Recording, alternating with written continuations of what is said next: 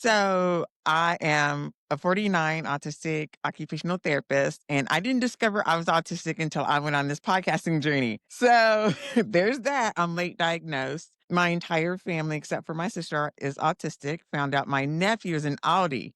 So he's autistic and ADHD. But Yeah.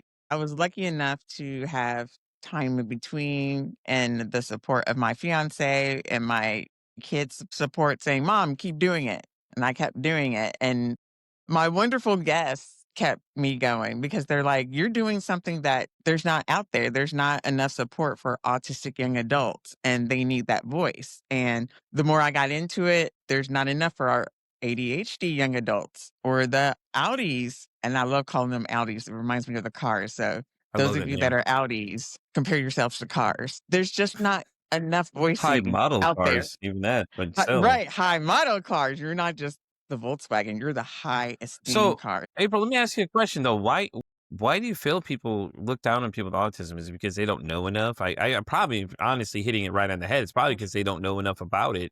They just automatically assume because they're disabled, they can't do anything. Like, the same thing, the stigma about the older people that they can't do anything for themselves. I think a lot of it is everybody loves kids and everybody focuses so much on kids, they forget that they grow up and become adults. And I don't know if it's because in everybody else's head, we give them all the support when they're kids and they think, okay, they're 18, they're good to go. And I'm like, that's not how this works, people. That's not how any of this works. They still need support when they are Right. transitioning into adulthood. What started your podcast? Like, what was that defining moment where you're like, you know what? I can help other people, and you, like you said, you were late diagnosed with autism. So was this during your podcast you found out you had autism, or was this before it? No, it was when I was doing my podcast because my son Oh, had okay. failed out of two colleges and he crashed and burned badly. And the only reason I sent him to certain colleges was